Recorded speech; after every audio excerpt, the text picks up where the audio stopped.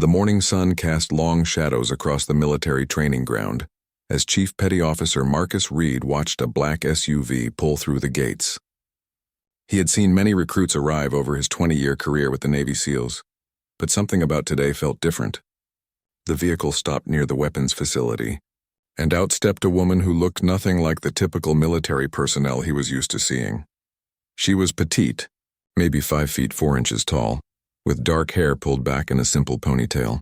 Her civilian clothes, jeans and a plain black t-shirt, made her stand out among the uniformed soldiers moving around the base. But what caught Reed's attention wasn't her appearance. It was the way she carried herself. There was a confidence in her stride, a calmness in her posture that reminded him of seasoned operators who had seen real combat. The woman walked directly toward the shooting range where Reed was conducting morning training with his team. She carried a small duffel bag and wore sunglasses despite the early hour. As she approached, Reed noticed she moved with the fluid grace of someone who understood situational awareness. Her eyes, even behind the dark lenses, seemed to take in everything around her. "Chief Reed?" she asked, extending her hand. Her voice was steady, professional. "I'm Sarah Chen. I believe you're expecting me." Reed frowned slightly. He hadn't been told about any visitors, especially not civilians. "I'm sorry, ma'am, but I don't have you on my schedule today." "Are you sure you're in the right place?" Sarah reached into her back pocket and pulled out a folded document. As she handed it to him, Reed noticed her hands were steady, calloused in the way that came from years of handling firearms. The paper bore the letterhead of Naval Special Warfare Command, along with signatures he recognized from high up the chain of command. "Special evaluation," Reed read aloud, his eyebrows rising. "Marksmanship assessment under combat conditions." He looked up at Sarah, then back at the orders.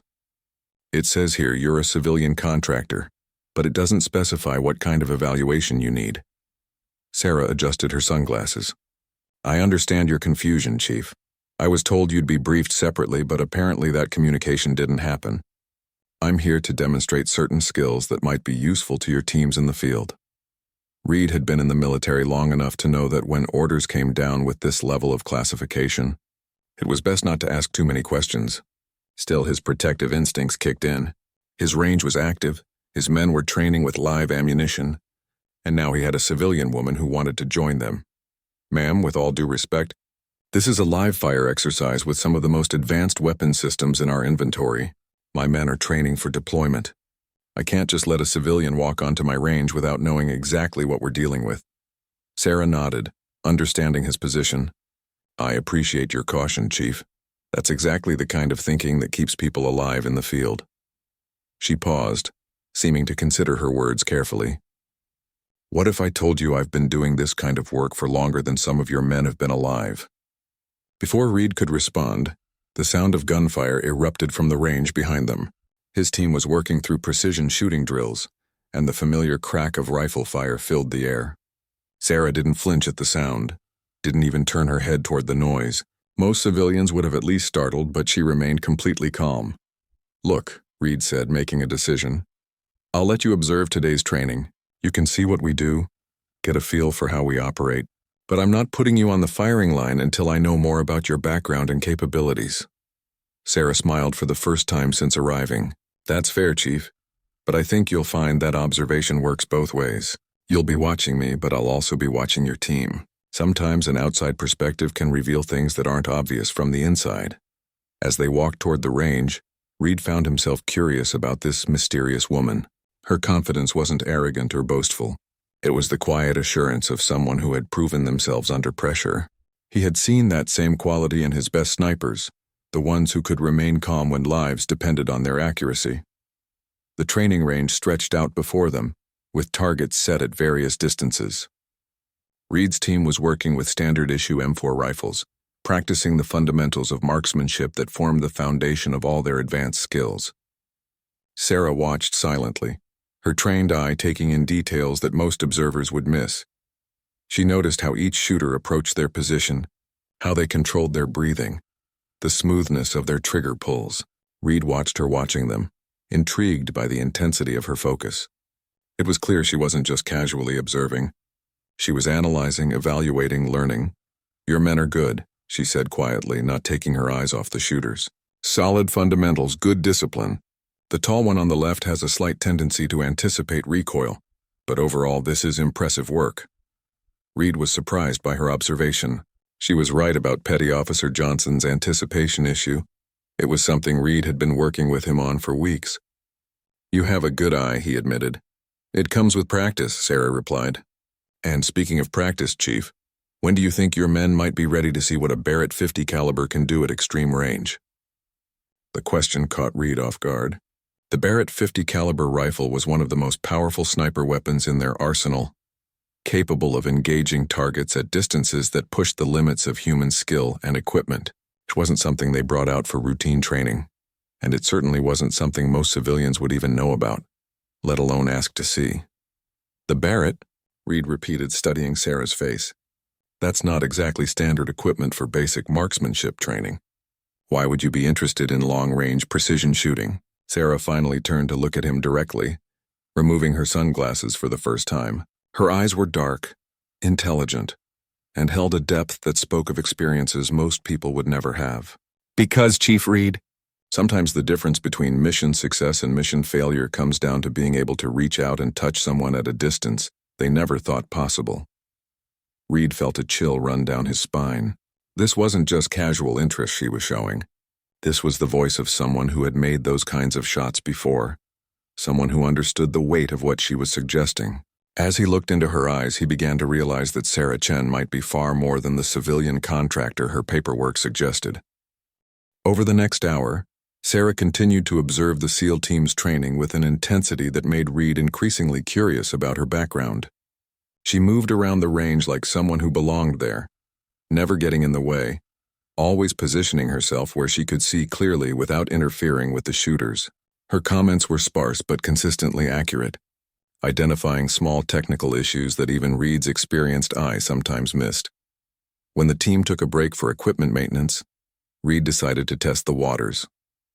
"Chen," he called out using the informal address he used with his operators. "What do you think about Petty Officer Martinez's stance?" Sarah glanced toward the young SEAL who was cleaning his rifle. "He's compensating for a minor vision issue in his left eye by tilting his head slightly. It's not affecting his accuracy at these distances, but it could become a problem in longer engagements where perfect alignment is critical." Reed stared at her. Martinez had never mentioned any vision problems, and his medical records showed perfect eyesight. But now that Sarah pointed it out, Reed could see the subtle head tilt she was referring to. It was so slight that it would take an expert marksman to notice it. "How could you possibly know about his vision?" Reed asked. "The same way you can tell when one of your men is having problems at home just by watching how they handle their weapon," Sarah replied. "Small signs if you know what to look for. In his case, the compensation is so automatic he probably doesn't even realize he's doing it." Reed walked over to Martinez during the break. "Hey Martinez, you ever have any issues with your left eye? Maybe some strain during long shooting sessions?" The young SEAL looked surprised.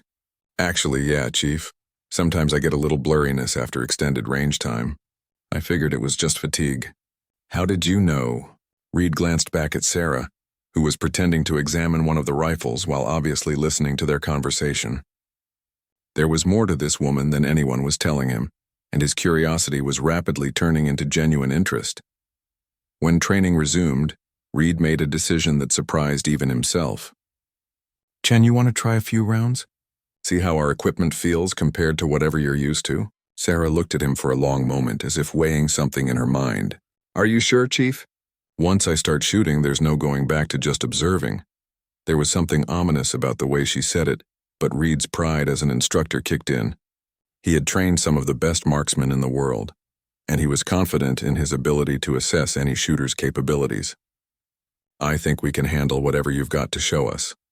Sarah walked to the equipment rack and selected an M4 rifle, the same weapon his team had been using all morning. She examined it with the practiced efficiency of someone who had handled countless firearms, checking the action, testing the trigger pull, adjusting the sights with quick, precise movements. "Standard range?" she asked, indicating the target set up at 300 meters. "Start there," Reed agreed. "We'll see how you do before moving to anything more challenging." Sarah took her position on the firing line with a fluid motion that immediately caught the attention of Reed's entire team. Her stance was textbook perfect, but there was something else. an economy of movement that spoke of muscle memory developed over years of practice. She settled behind the rifle as naturally as most people sat in a favorite chair. The first shot surprised everyone, including Reed. It wasn't just that she hit the center of the target. It was the speed with which she engaged.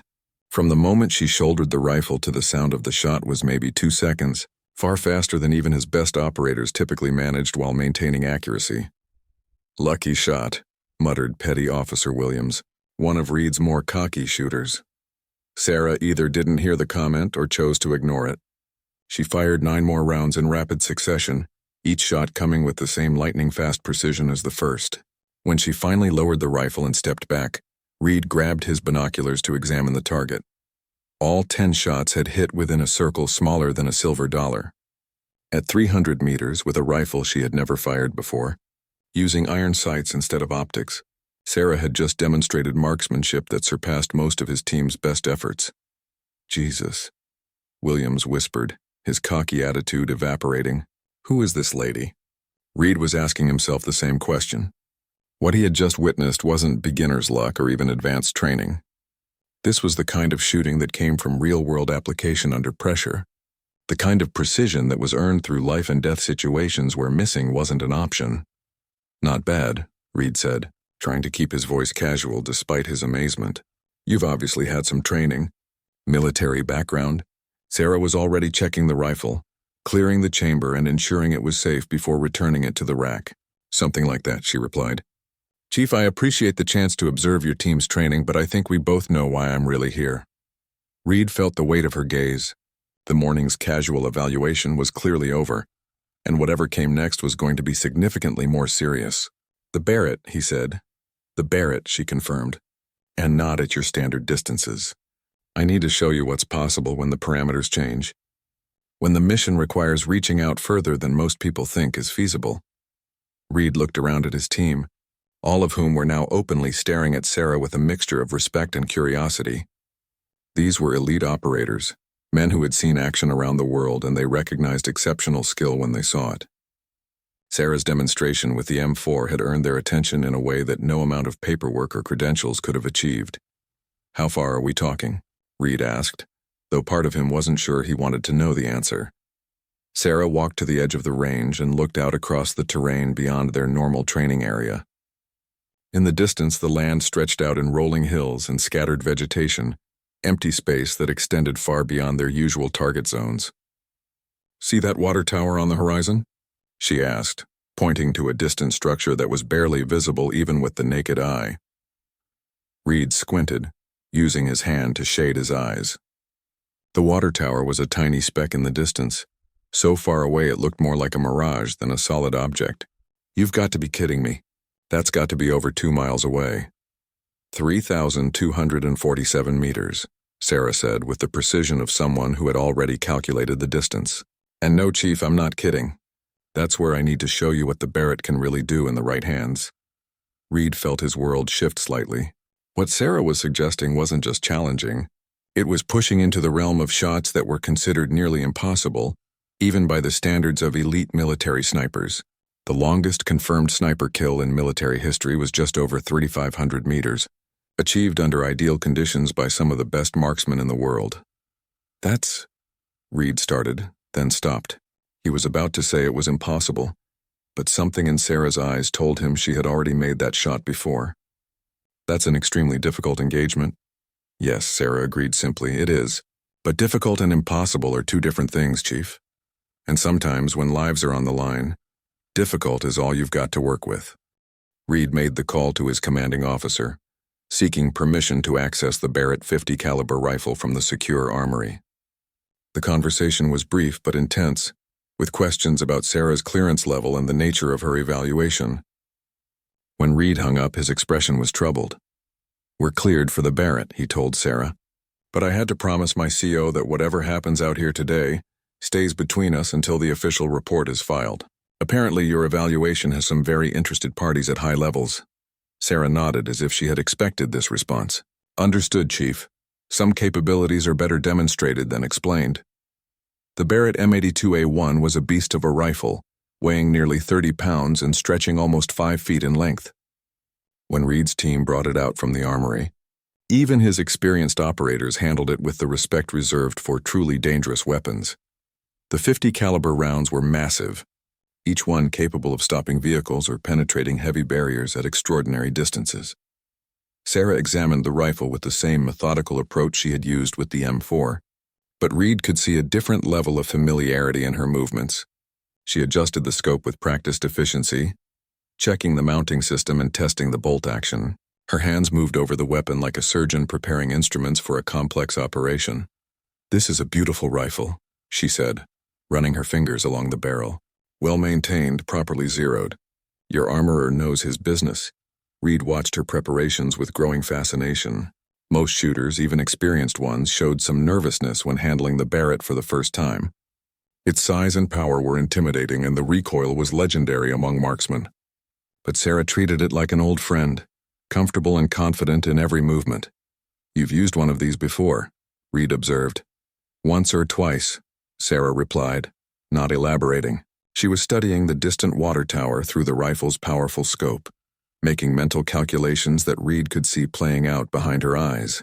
"Chief, I'm going to need some information about local weather conditions. Wind speed and direction at various altitudes, temperature, humidity. The more precise, the better."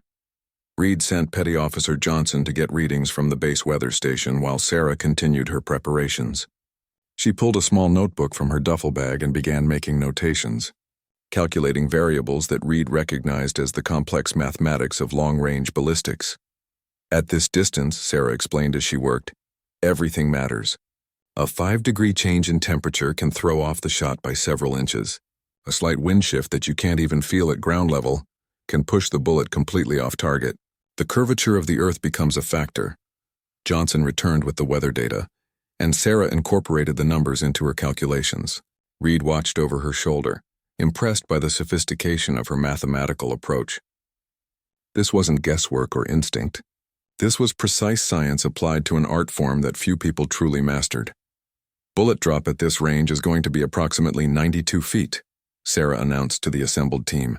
"That means I'm aiming at a point in space that's 8 stories above my actual target, trusting the ballistics to bring the round down to where it needs to be." The SEAL team exchanged glances. They were all experienced marksmen, but the calculations Sarah was discussing were beyond the normal scope of their training. This was the realm of specialized snipers who operated in conditions where precision wasn't just important, it was the difference between mission success and catastrophic failure. Sarah positioned herself behind the Barrett, adjusting the bipod legs and settling into a shooting position that looked both comfortable and rock-solid. She spent several minutes just breathing, controlling her heart rate and studying the target through the scope. The water tower was so distant that even with the powerful optics, it appeared as just a small shape wavering in the heat haze.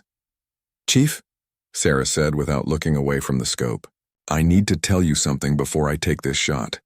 What you're about to see isn't standard military training.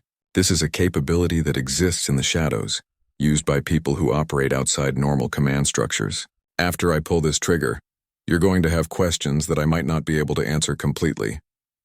Reed felt a chill of anticipation mixed with apprehension. Everything about Sarah's demeanor suggested she was about to demonstrate something extraordinary, something that would change his understanding of what was possible in the world of long-range precision shooting. "I understand," Reed replied, though he wasn't sure he really did. Sarah's breathing slowed to a measured rhythm, her body becoming perfectly still behind the massive rifle. The Barrett's bipod held the weapon steady, but Reed could see the absolute control she maintained over every muscle, every movement. Through his binoculars, he could barely make out the water tower in the distance, a tiny speck that seemed impossible to hit with any weapon. The shot, when it came, was deafening. The Barrett's muzzle blast was like a small explosion, sending a shock wave across the range that Reed felt in his chest. The recoil drove the heavy rifle back against Sarah's shoulder, but she absorbed it with practiced ease, maintaining her position behind the scope. For several seconds, nothing happened. At extreme distances, the bullet's flight time was measurable, long enough for doubt to creep in, long enough to wonder if the shot had been successful. Reed kept his binoculars trained on the distant water tower, straining to see any sign of impact. Then impossibly he saw it. A small puff of dust and debris erupted from the base of the water tower, exactly where the structural supports met the ground. The bullet had traveled over 2 miles through varying wind conditions, accounting for gravity, temperature, humidity, and countless other variables, to strike within inches of where Sarah had aimed. "My God," Reed whispered, lowering his binoculars. "You actually hit it." Sarah was already clearing the rifle, her movements efficient and professional despite what she had just accomplished. "Not just hit it, Chief. I put that round exactly where I intended it to go, at the base of the northwest support leg, approximately 6 inches above ground level." Reed raised his binoculars again, studying the impact point with new intensity. She was right. The bullet had struck precisely where she claimed, in a location that would have caused maximum structural damage if this had been a real-world engagement. This wasn't just marksmanship. This was tactical precision at a level that redefined what Reed thought was possible. The rest of his team stood in stunned silence, understanding that they had just witnessed something that would change their perspective on long-range capabilities forever. Sarah Chen, the quiet civilian who had arrived that morning with minimal paperwork and maximum mystery, had just demonstrated skills that placed her among the most elite marksmen in the world. The silence that followed Sarah's impossible shot stretched for what felt like minutes. Reed's team stood frozen, their understanding of marksmanship fundamentally altered by what they had just witnessed. The Barrett still lay where Sarah had positioned it, wisps of smoke rising from its barrel, physical evidence of an achievement that pushed the boundaries of human capability. Reed was the first to find his voice. "Where did you learn to shoot like that?" Sarah was packing her notebook back into her duffel bag, her movements casual despite having just accomplished something that would be talked about for years among the special operations community. Different places over a lot of years. Some official, some not so much. "That's not an answer," Reed pressed, his tone shifting from curious to demanding. "What I just saw doesn't happen by accident. That level of precision requires training, resources, and real-world application that most militaries can't provide. Who are you really working for?" Sarah stopped packing and looked at him directly. For the first time since arriving, her professional facade cracked slightly, revealing something harder underneath. "Chief Reed, how many confirmed kills do you have?" The question was blunt, almost aggressive, and it hit Reed like a physical blow. In the special operations community, confirmed kills were a sensitive topic, not something discussed casually. They represented moments when training became deadly reality, when the theoretical became brutally practical. "That's classified information," Reed replied carefully. 47, Sarah said quietly. "I've done my homework on you, Chief. 47 confirmed eliminations across 3 deployments in Afghanistan and 2 in Iraq. All of them under 400 meters, most of them in close-quarters urban environments. Impressive record for someone who started as an enlisted sailor and worked his way up through the ranks." Reed felt his blood run cold. That information wasn't just classified. It was buried deep in personnel files that required extraordinary clearance to access. "How the hell do you know those numbers?" "Because the people I work for make it their business to know these things," Sarah replied. "Just like they know that Petty Officer Williams has a gambling problem he thinks nobody knows about, and that Martinez sends half his paycheck home to support his mother's medical treatments, and that Johnson has been considering leaving the service because his wife is tired of the deployments." The silence returned, heavier this time. Reed's team exchanged uncomfortable glances, unsettled by the realization that their personal lives had been investigated by someone they had never heard of until this morning. The demonstration of marksmanship was impressive, but this revelation was genuinely frightening. "Who are you?" Reed asked again, his voice harder this time. Sarah shouldered her duffel bag and walked to where the Barrett lay cooling on its bipod. She picked up the massive rifle as easily as most people handled a hunting rifle, cradling it with obvious familiarity. "I'm someone who makes shots that officially never happened. Chief, I eliminate problems that governments can't acknowledge and solve crises that never make the news." Reed felt pieces of a puzzle clicking into place. The classified orders, the high-level interest in her evaluation, the casual way she had demonstrated capabilities that bordered on superhuman. "Your agency?" "Not exactly," Sarah replied. "The agency has oversight responsibilities and budget limitations. They have to answer to Congress and justify their actions to oversight committees. I work for people who operate with fewer constraints." The implications of what she was saying sent a chill through Reed. In the special operations community, there were always rumors about black programs that existed beyond normal military command structures, groups that handled missions too sensitive for regular special forces, operations that required complete deniability and absolute precision. "That shot you just made," Reed said, understanding dawning. "That wasn't a demonstration. That was a job interview." Sarah smiled for the second time that day, but there was no warmth in it. "Very good, Chief. Your reputation for intelligence is well deserved. My employers are expanding their operational capabilities, and they need instructors who can train shooters to perform under extraordinary conditions. People who understand that sometimes the difference between geopolitical stability and international crisis comes down to one person with a rifle who can reach targets that others consider impossible." Reed looked around at his team, seeing the mixture of fascination and concern on their faces. These were seasoned operators who had faced enemy fire and completed missions that pushed them to their limits. But what Sarah was describing existed in a realm beyond their experience, where the stakes were measured not in tactical victories, but in global consequences. "What kind of targets?" Reed asked, though part of him dreaded the answer. "The kind that can only be engaged once," Sarah replied. "The kind where missing isn't just mission failure.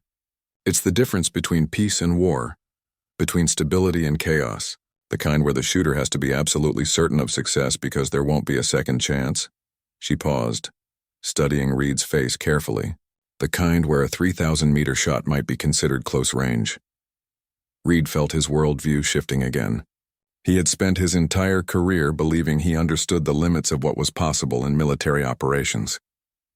But Sarah's demonstration had revealed capabilities that existed far beyond anything he had imagined. If she could make a successful engagement at over 3 kilometers with apparent ease, what other limits were really just failures of imagination? "Why me?" Reed asked. "Why my team? There are other instructors, other units with advanced capabilities." "Because you have something my employers value above technical skill," Sarah replied. "Integrity. Your record shows consistent judgment under pressure, an ability to make difficult decisions without compromising your principles. The people I work for have learned that technical expertise without moral foundation creates more problems than it solves." She gestured toward his team. "And because your men trust you."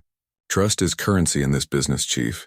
When someone is about to attempt a shot that will change the course of history, they need to know that their instructor has prepared them properly, that their training is complete, and that they're being asked to do something necessary rather than something convenient." Reed realized he was standing at a crossroads. The demonstration with the Barrett had been impressive, but what Sarah was offering represented a fundamental change in the direction of his career.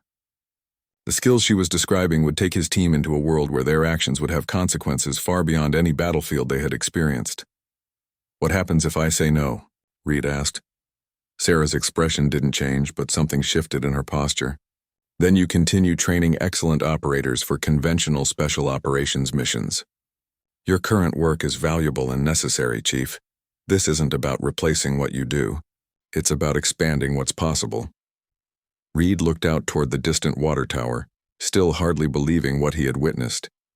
The idea that human beings could consistently perform at the level Sarah had demonstrated challenged everything he thought he knew about the limits of training and capability. "And if I say yes? Then tomorrow morning we start teaching your team to make shots they never thought possible." That evening, Reed sat alone in his office, staring at the official reports he needed to file about the day's training session. The standard forms seemed inadequate to describe what had actually occurred. How do you document a shot that challenges the laws of physics? How do you explain capabilities that exist outside normal military parameters? His computer screen glowed in the darkened room, the cursor blinking in an empty report field that he had been trying to fill for over an hour. Every time he started to type, he found himself questioning not just what to write, but what he was willing to become part of. Sarah's offer represented an opportunity that few military instructors would ever receive, but it also meant stepping into a world where the rules he had spent his career following might no longer apply.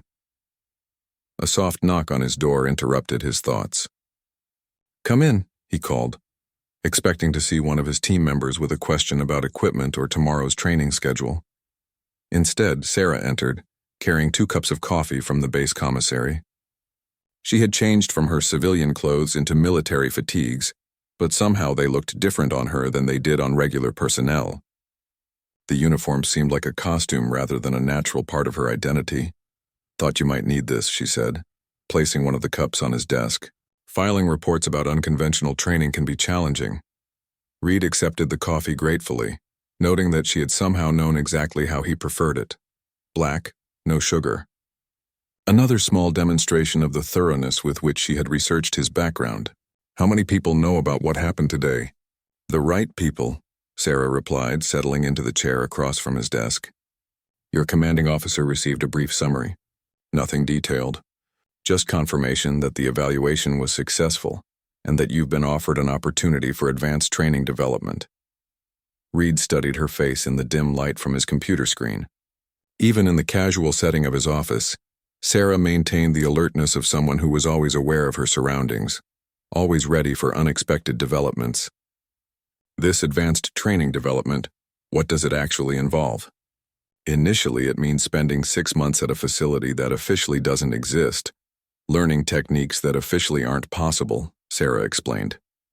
"You would bring 3 of your best marksmen with you. The training covers everything from extreme-range ballistics to environmental adaptation to psychological preparation for high-stakes engagements." She paused, sipping her coffee.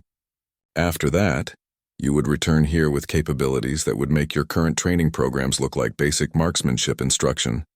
Your team would be able to engage targets at distances that most snipers consider fantasy, under conditions that would challenge the best operators in the world." Reed leaned back in his chair, feeling the weight of the decision pressing down on him. "And the missions? What would we actually be doing with these capabilities?"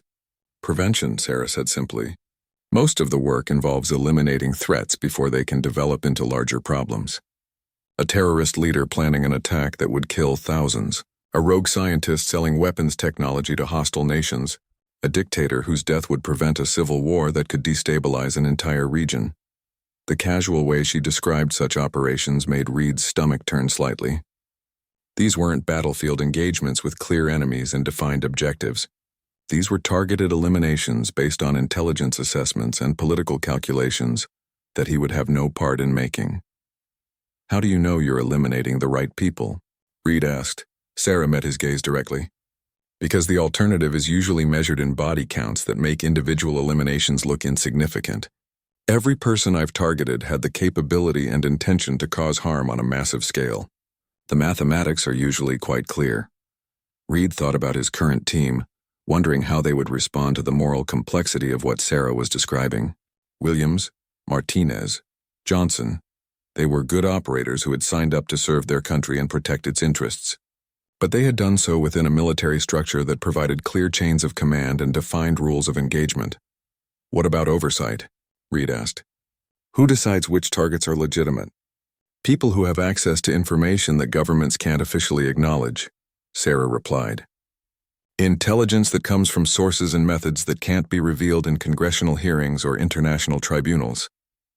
The kind of actionable intelligence that expires before formal approval processes can be completed." Reed realized he was being offered a glimpse into a world that existed parallel to the military he knew, operating by different rules and serving different masters. The precision marksmanship was just the technical component. The real challenge would be operating in moral ambiguity that his current training had never prepared him for. "My team," Reed said. "They would need to volunteer. I won't make this decision for them." "Of course," Sarah agreed. "And they would need to pass additional psychological evaluations before being cleared for advanced training. The capabilities we're discussing require a specific kind of mental resilience. Not everyone is suited for this work regardless of their technical skills." Reed stood up and walked to his window, looking out at the training facilities where he had spent the last 5 years developing some of the best marksmen in the military. The familiar buildings and ranges represented a career built on conventional excellence, on pushing human capabilities within established parameters. What Sarah was offering meant leaving that familiar world behind. "The shot you made today," Reed said without turning around. "How many times have you made similar shots under actual operational conditions?" 17 confirmed eliminations at ranges exceeding 3,000 meters, Sarah replied.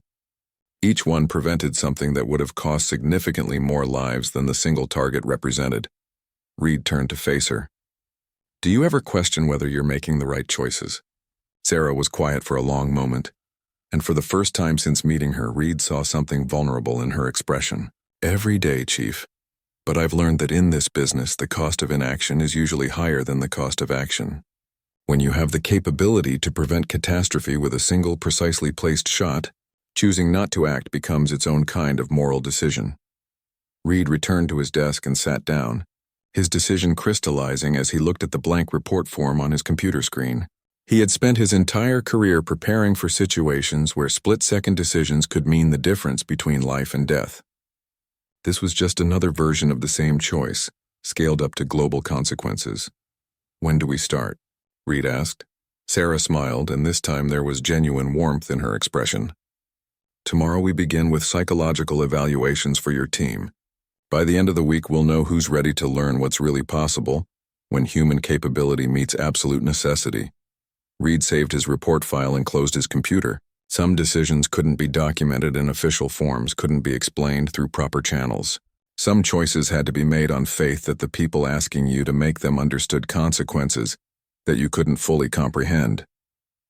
As Sarah left his office, Reed realized that his career as a conventional military instructor was effectively over. Tomorrow he would begin a journey into capabilities that would redefine his understanding of what human beings could accomplish when the stakes were high enough, and the training was complete enough to make the impossible merely difficult. The next morning brought an unusual tension to the SEAL training facility. Reed had called his 3 best marksmen into the briefing room early, before the regular training schedule began. Williams, Martinez, and Johnson sat around the conference table, their expressions curious but guarded. They had all heard rumors about the previous day's demonstration, though officially nothing extraordinary had occurred. Reed looked at each of his men in turn, studying faces he had come to know well over months of intensive training. Williams, the cocky shooter whose arrogance was tempered by genuine skill.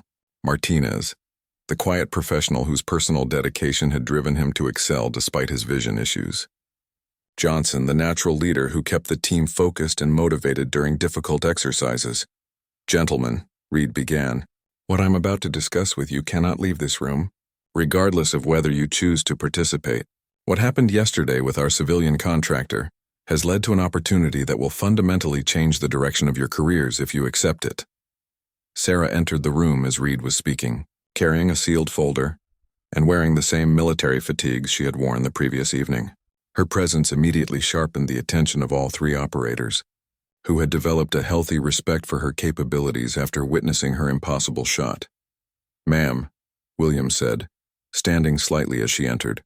The cocky attitude from yesterday had been replaced by professional deference. "Sit down, Williams," Sarah said, taking a position at the front of the room. "What we're going to discuss requires complete honesty, so we might as well start by dropping the formal military protocols. After yesterday, I think we're past the point where rank and proper address matter as much as capabilities and character." She opened her folder and pulled out 3 personnel files, placing them on the table where the operators could see their own photographs attached to documents they had never seen before. The files were thick, detailed, and obviously compiled through sources that went far beyond normal military records. "I know things about each of you that your commanding officers don't know," Sarah continued. "Personal details, financial situations, family relationships, psychological profiles that were conducted without your knowledge. This isn't because I'm trying to intimidate you. It's because the work I'm offering requires people who can be trusted with capabilities that could change global politics." Martinez picked up his file and began reading, his expression growing increasingly uncomfortable as he turned pages. "This has information about my mother's medical condition, my family's financial situation, even details about my high school girlfriend." "How is this possible?" "Because the people I work for don't take chances," Sarah replied. "When you're training someone to make shots that can start or prevent wars, you need to know everything about their motivation, their stability, their ability to resist pressure from hostile intelligence services." Johnson was studying his own file with professional interest rather than discomfort. "This is impressive intelligence gathering," he said. "Thorough, accurate, and compiled from sources that would require significant resources to access. Whoever you work for has capabilities that rival major governments." "Better than most governments," Sarah corrected. Which brings us to why you're here. Chief Reed has agreed to participate in a training program that will teach you to engage targets at ranges and under conditions that push the absolute limits of human capability. But participation requires unanimous consent from this team. Reed took over the briefing, explaining the 6-month training program, the advanced techniques they would learn, and the kinds of missions they would eventually be asked to perform. He was careful to present both the opportunities and the moral complexities, making it clear that accepting this assignment meant leaving behind the clear-cut world of conventional military operations. Williams was the first to respond, his natural competitiveness overriding any concerns about the ethical implications. You're talking about shots at distances that are considered impossible by most marksmen. The chance to learn those techniques alone would be worth whatever else comes with it. It's not a game, Williams, Reed warned. The targets won't be paper circles or steel plates. The shots you make will end human lives, prevent conflicts, or eliminate threats that governments can't officially acknowledge. Once you cross that line, there's no going back to conventional operations. Martinez was reading through his file more carefully, paying particular attention to the psychological evaluation sections. This assessment says I have exceptional emotional control under stress and stable motivation despite personal challenges. It also notes that my family's financial situation could potentially be used as leverage by hostile forces. Sarah nodded, which is why if you accept this assignment, your mother's medical treatments will be fully covered through a private healthcare program that doesn't officially exist.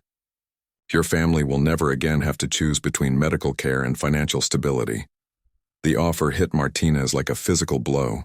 Reed could see the conflict playing out on the young operator's face, the desire to provide for his family warring with uncertainty about what he would be asked to do in return.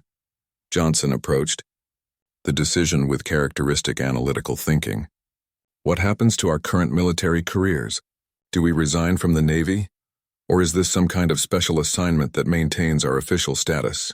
You would be transferred to a classified program that maintains your military benefits and advancement opportunities while providing additional compensation for specialized duties, Sarah explained. Officially, you would be participating in advanced training and development for special operations capabilities. Your families would know that you're involved in important but classified work. Reed watched his team process the information, seeing the same struggle he had experienced the night before. These were good operators who had joined the military to serve their country and protect its interests. But what Sarah was offering existed in moral territory that their training had never prepared them to navigate. I need to know something, Martinez said, looking directly at Sarah. The people you've eliminated, were they all clearly bad people? No ambiguity? No situations where you weren't certain about the threat they represented? Sarah was quiet for a moment, and Reed could see her choosing her words carefully. There have been situations where the intelligence was incomplete, where the threat assessment was based on probability rather than certainty. But in every case, the potential consequences of inaction outweighed the risks of taking action. It wasn't the clear-cut answer Martinez had been hoping for, and Reed could see that the young operator understood the implications. This work would require making decisions based on incomplete information, trusting intelligence assessments that couldn't be verified through normal channels. How long do we have to decide? Johnson asked. 24 hours, Sarah replied. After that, the opportunity closes and you return to your current assignments. But understand that once you know about this program, you'll be monitored for the rest of your careers. Not because we don't trust you, but because the knowledge itself is sensitive. Reed looked around the table at his 3 best students, realizing that whatever they decided would change all of their lives permanently. Even if they chose to remain in conventional operations, they would forever know that there were capabilities and missions that existed beyond their current understanding. Take the time you need, Reed told them. But remember that some opportunities only come once. What we're being offered is the chance to develop skills that less than 100 people in the world possess, to prevent conflicts that could cost millions of lives, and to serve our country in ways that most people will never know about. As his team filed out of the briefing room, Reed realized that he had just asked 3 exceptional operators to choose between the safety of conventional military service and the uncertain challenges of capabilities that existed at the very edge of human possibility. 24 hours later, Reed's team assembled in the same briefing room where their lives had been forever altered. The tension was palpable, as each operator carried the weight of a decision that would define not just their careers, but their understanding of what they were capable of achieving. Sarah sat quietly at the front of the room, her expression neutral, giving no indication of what she expected their choices to be. Williams spoke first, his competitive nature having won out over any concerns about moral complexity. "I'm in," he said simply. "The chance to learn techniques that push beyond what most people think is possible, that's what I joined the military for. To be the best at something that matters." Martinez took longer to respond, the conflict between providing for his family and maintaining his ethical boundaries clearly visible on his face. "My mother needs medical care that we can't afford," he said finally. "But that's not why I'm accepting. I'm accepting because I believe that preventing larger conflicts is worth the moral ambiguity of individual eliminations." Johnson's response was characteristically thoughtful. "I've spent my career following orders from people who had access to information I didn't have. This seems like a logical extension of that trust. If the intelligence is good and the oversight is legitimate, then the missions are justified regardless of their unconventional nature." Reed felt a mixture of pride and apprehension as he looked at his team.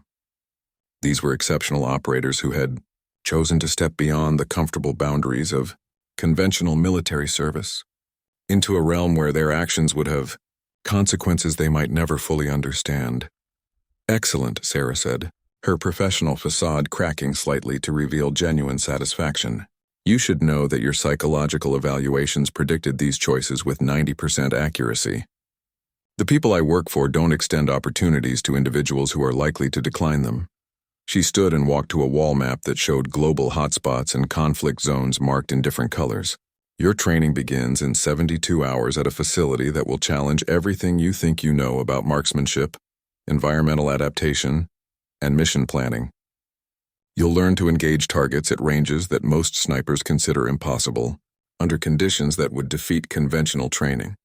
Reed studied the map, noting that many of the marked areas were regions where official military intervention would be politically impossible, but where individual precision eliminations could prevent larger conflicts.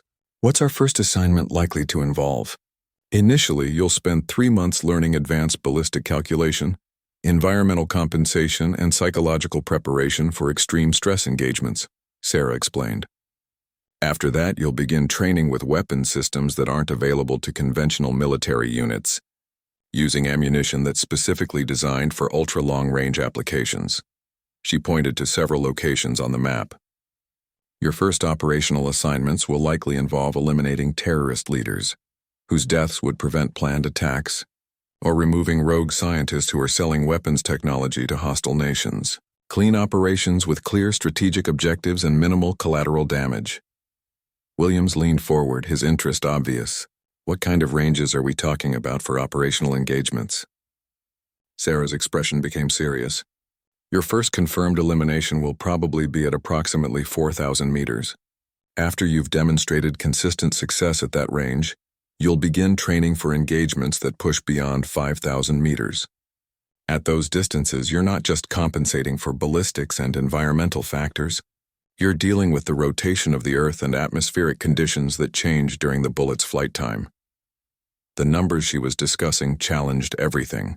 Reed thought he knew about the limits of human capability.